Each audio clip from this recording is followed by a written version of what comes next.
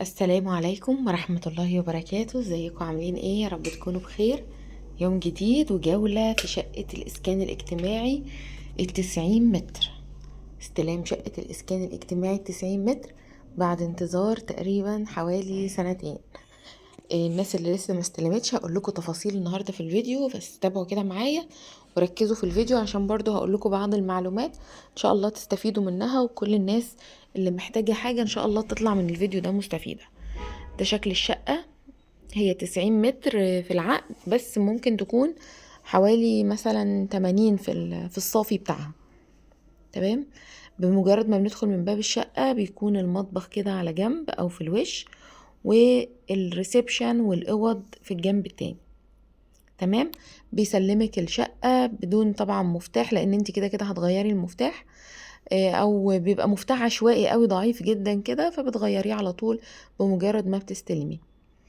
اللي في المطبخ، اللي في الوش ده المطبخ، زي ما انتم شايفين كده هو في وش باب الشقة على طول، يعني طرقة كده وهو في الوش. مساحته كويسة مش وحشة، وفي بلكونة صغيرة. بالنسبة للإعلان ده التفاصيل يا جماعة عشان الناس اللي بتسأل. انتي بتجيبي كراسة الشروط، بتشتريها من البريد على حسب سعرها وقت كل إعلان. يعني ممكن الإعلان مثلا ال16 أو ال15 تكون مثلا كراسة الشروط ب300 جنيه، ممكن الإعلان اللي بعده تبقى ب400، ممكن تبقى أقل، ممكن يعني على حسب. كراسة الشروط ملهاش سعر ثابت في كل إعلان. تمام. بصوا البلكونة بتاعت المطبخ بتطل كده على الطريق. بس بتقدمي، بس لازم تشتري كراسة الشروط وتدفعي جدية الحجز. برضو جدية الحجز مختلفة من إعلان للتاني، وهكذا. آه، وبس. وبتكملي بقى الأوراق بتاعتك اللي انتي مطلوبة منك، والإجراءات كلها بتبقى موجودة جوه كراسة الشروط. يعني باختصار، رقم 1 في التقديم هو شراء كراسة الشروط.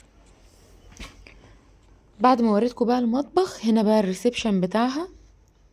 مساحته كويسة معقولة جدا، يعني تاخد قطعتين صغيرين، سفرة مثلا ببوفيه ومعاها انتريه صغير او ركنة.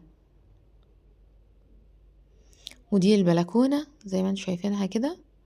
بيسلمك بقى الابواب والشبابيك كاملة، بتراجعي عليها وتشيكي عليها.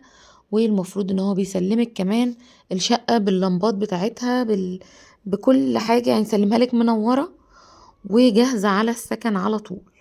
يعني ان انتي تجيبي عفشك وتسكني على طول. وده شكل الحمام بتاعها.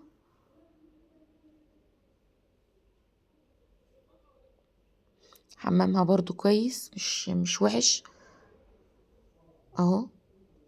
الشباك بتاعه بيطل على البلكونة اللي هي في المطبخ.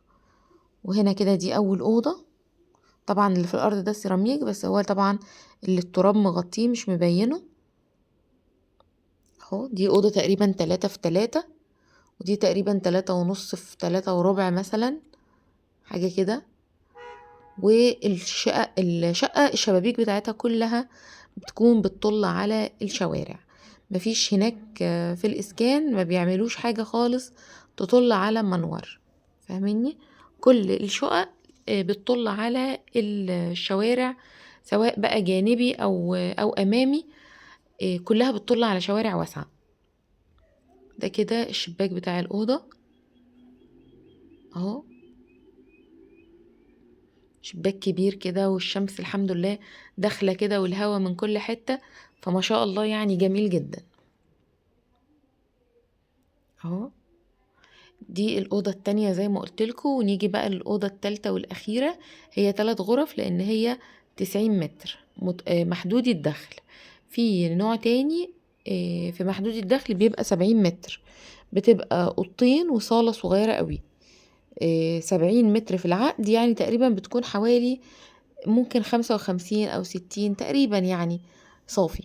فبتكون شقق صغيرة عن كده كتير، اللي هي بيقولوا عليها الأوضتين بصالة دي. لكن دي 3 وصالة كويسة معقولة جدا. ده كده شكل الريسبشن وشكل الأوض. دي كده يعني جولة سريعة في شقة إسكان اجتماعي محدودي الدخل اهو. اللي بيسلمهولك في شقق بتبقى الباب بتاع البلكونة ألوميتال، وفي شقق الباب بتاع البلكونة بيكون شيش وإزاز، اللي هو النظام القديم. لكن دي النظام بتاعها هو الالوميتال بتاع بلكونة الريسبشن. وبس كده، يا رب الفيديو يكون عجبكم، اشوفكم على خير.